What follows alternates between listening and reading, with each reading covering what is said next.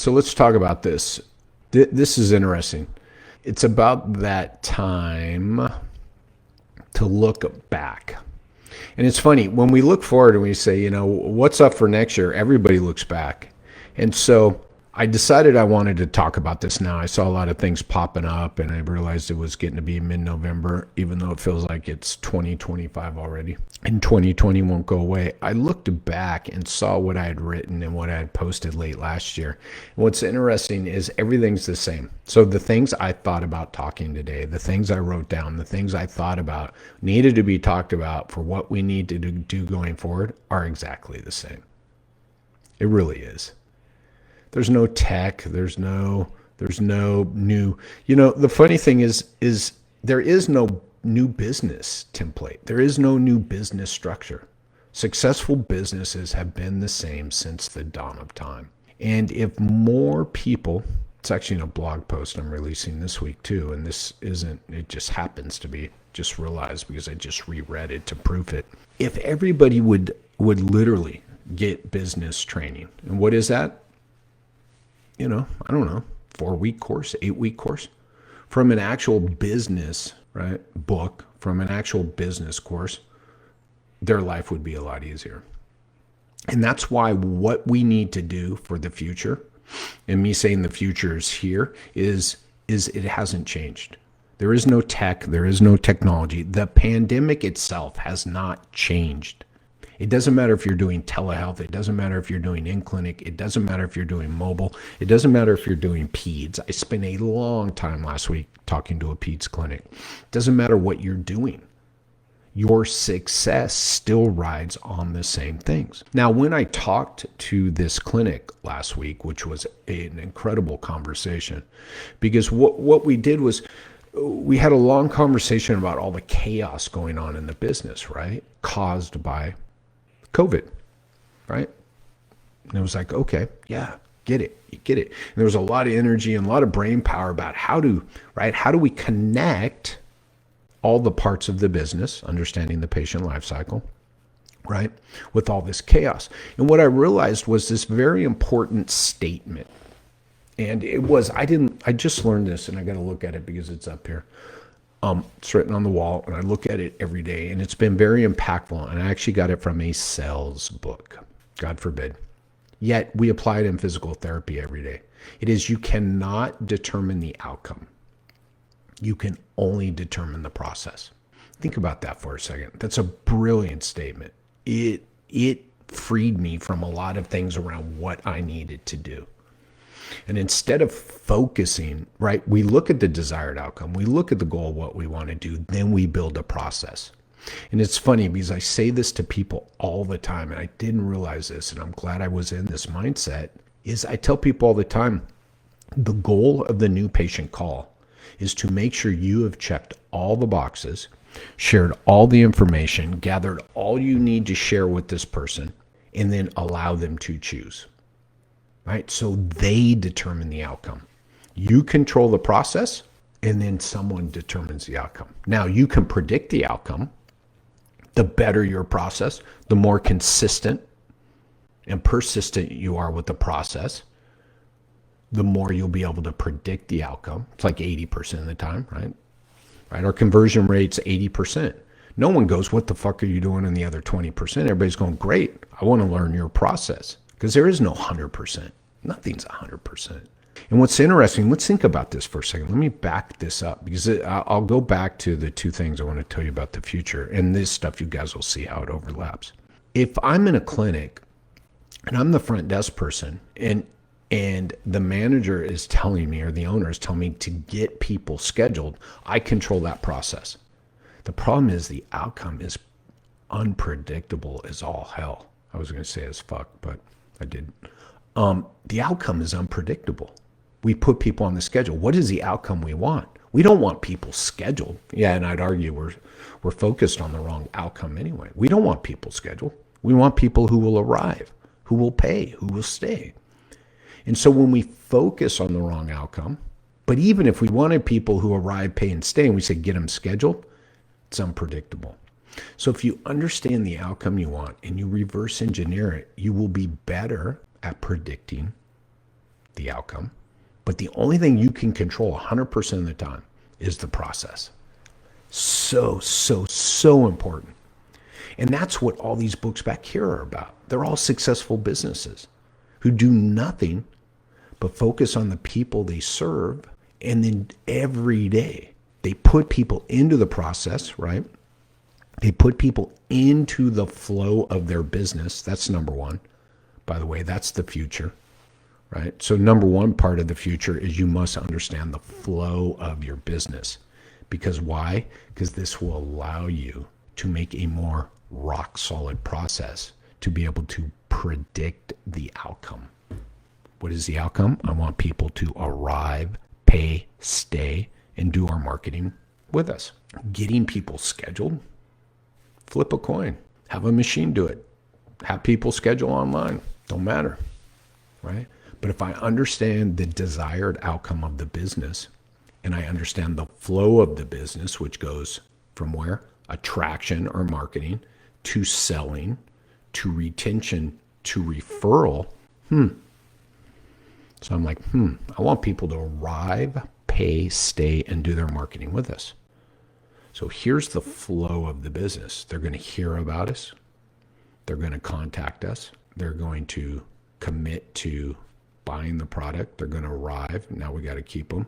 And then once we keep them, we got to make sure we get a referral from them.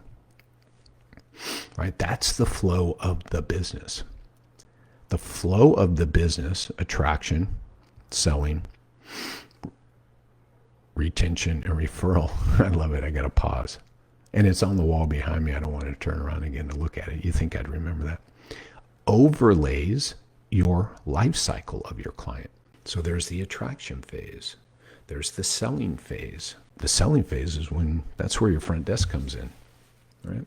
Then there's retention, right? What are we going to do to keep them? And there's a lot of overlap, right? So the beauty and the reason these need to be separated, right, is the flow of the business overlays the patient life cycle. Well, there's selling occurring during phase 2 with the front desk, but then the provider has to sell.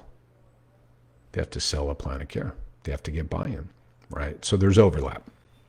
So the future, right, is all about understanding the flow of your business, attraction to selling to retention to referral, and then understanding where you are going to build the systems within your patient's life cycle. That's part 2. So that you can control the process, so that you can test and retest the process, so that you can understand all the connectedness of all the steps within your business, so you can again control the process, so that you can be better at predicting the outcome. What people will arrive, pay, stay, and do our marketing with us. Here's the interesting thing. COVID had zero impact on that. That's what you should have been doing pre-COVID. That's what you should have been doing during COVID. And that's what you should be doing today. And the problem is most people are not doing this. They don't understand the process. They're looking for this outcome, and it's not arriving, and it is unpredictable as all fuck. Right? I didn't cuss this much on the first pass on the one I just had to delete. But the more I've had to think about this stuff, the more passionate I get. So let's think about this, right? Because really, what is the underlying principle of all this? It's building relationships. It's understanding your ideal client and then building a world around them. Relationships. That's the first phone call. Me asking you questions about you. Not asking your address, not asking you what insurance you have, not asking you other bullshit that I need without me feeling like it's completely about me. Going into COVID, people who didn't understand the process, didn't understand the life cycle, didn't understand the flow of the business, all they could think about was this desired outcome. We need people to arrive and pay and stay. And I would argue everybody thinks about this same desired outcome. But all they think about is steps and parts of the flow. All they do, right? Everybody, let's face it, people. Everybody can tell you about the attraction side marketing, right? Everybody's looking for a marketing solution, which is a good thing when you attach it to selling and retention and referral, right? You also must understand where it fits in your business. So all these people went into COVID, went into March, right? Didn't understand the touch points in their business, didn't understand the flow of the business, understood they wanted people to arrive, pay, and stay. Thought it was all about getting them in the clinic. So COVID hit and people were just calling patients, old and new, and saying, hey, we have telehealth. And people were saying, no, thank you. And if you've been in Rob's telehealth group and with the sales program I put together there, it starts there. You don't sell telehealth. You don't sell physical therapy. You don't sell any type of treatments or services or techniques, right? You sell the desired outcome. And let's face it, anybody can get help with low back pain anywhere in your town, in your city. That's a dirty little secret. Are we recording this? Did I just say that? Yeah. So why are they going to choose you, right? That's part of understanding the flow of the business and the life cycle and where they are in the journey. And if I understand the flow of my business, sales comes after marketing. So what did they see? What did they read? What did they hear? My doctor told me to come. Great, right? I do those secret callers. Nobody has ever asked me in all my secret callers why I called. And if I asked the front desk people why I called, they'd say, well, they needed physical therapy for low back pain. I'm like, no, I found your number. That was a need. I needed a solution to a problem. Why did I call you? Right? Nobody ever asked me that. Right? How'd you find us? Well, I found you on the internet.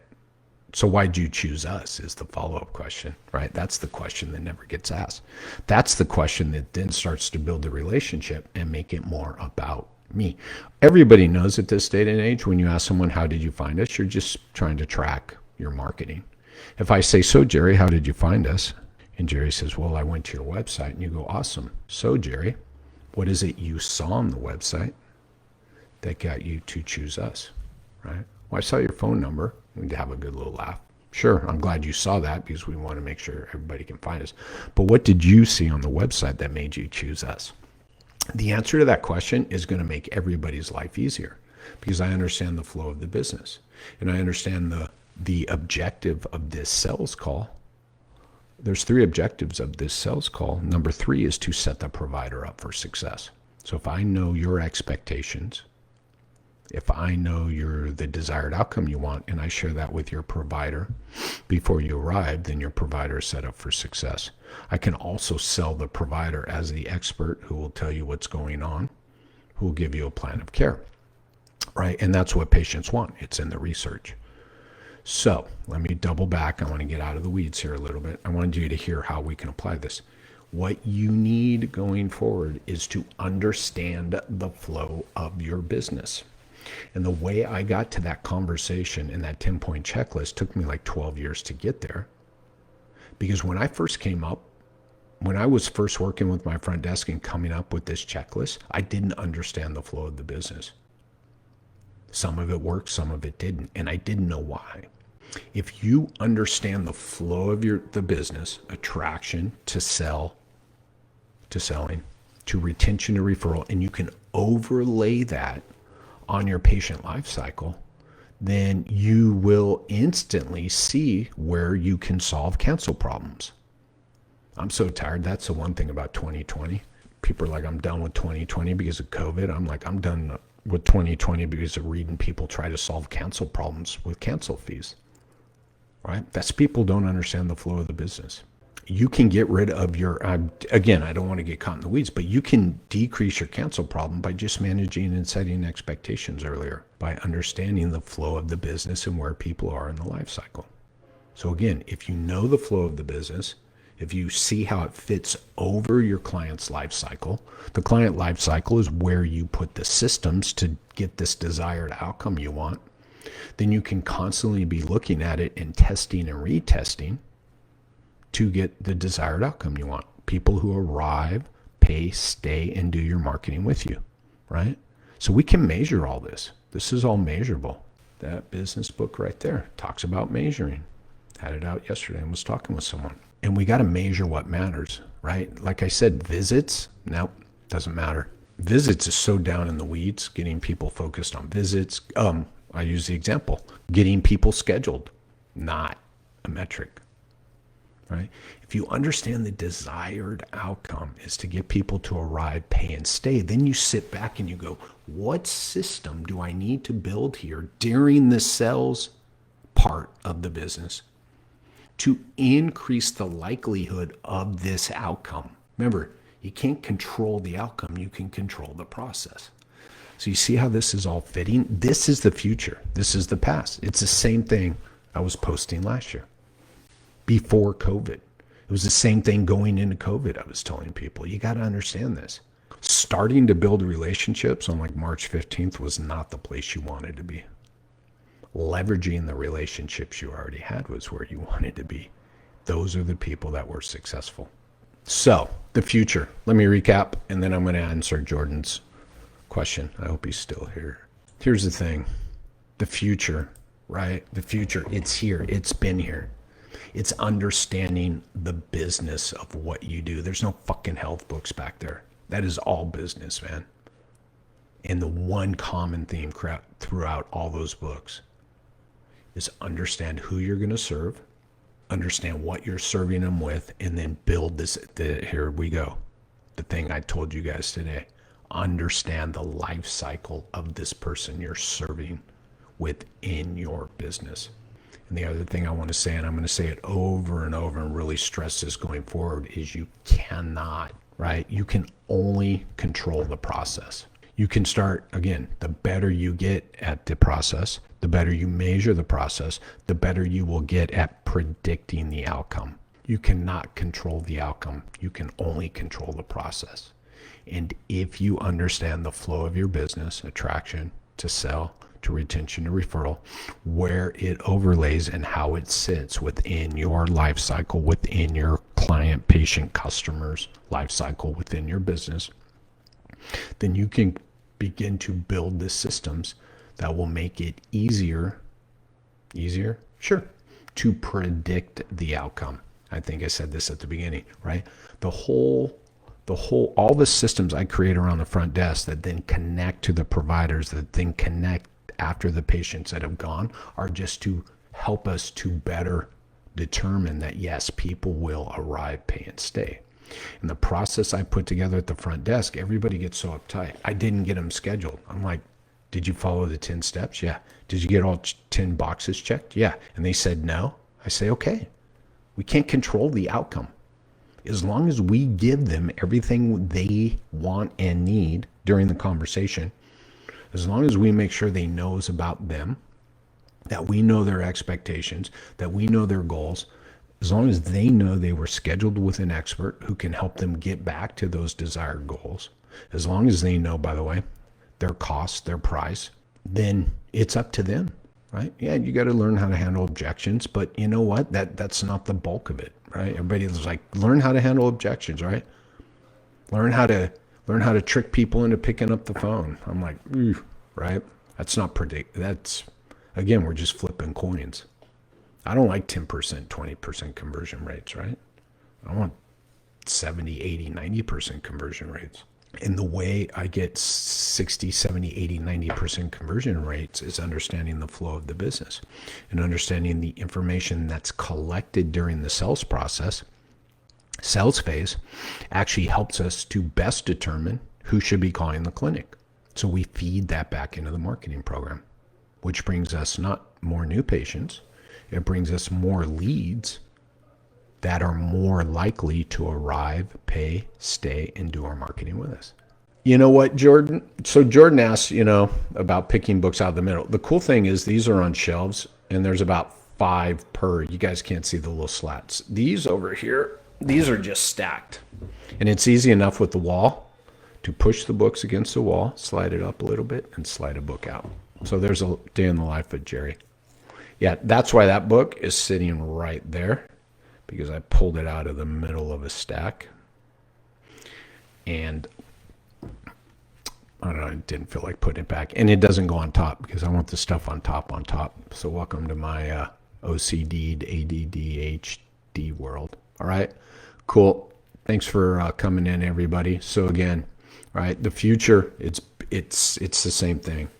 The flow of your business, within the life cycle of your business so that you can build systems in place so you can control the process and understand that, yes, this is the process I need that increases the likelihood and peaks out the likelihood of someone arriving, paying, staying, and doing our marketing with us.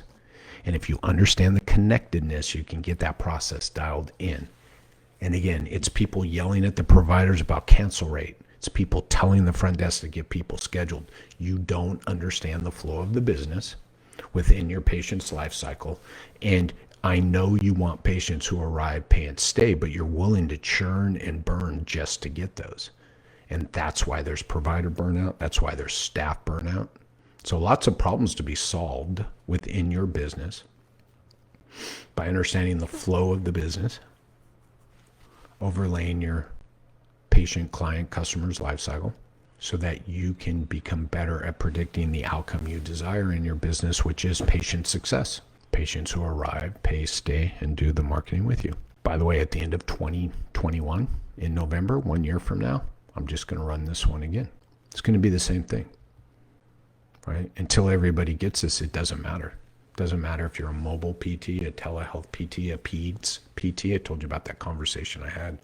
The cool thing with the PEDS clinic, now that you guys have heard this conversation, I got pulled and I allowed myself to go down a rabbit hole, kept trying to solve problems based on the chaos that's going on today, right? Things we couldn't control, right? Can't control when school will open or close.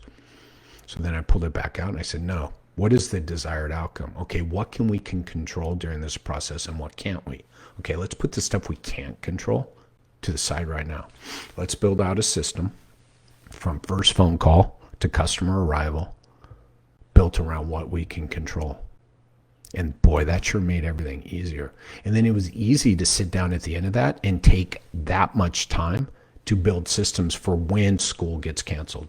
Okay, if we did all this, and it's going to be easy enough to do these simple things when school gets canceled, those things we can't control. So we know we can't control it, so we'll build some systems and say, here they are. When you need them, they're here. The rest of the time, just do this. So good stuff. Thanks, everybody, for coming. I appreciate it. And I think we're good. Cheers, all. See you next week.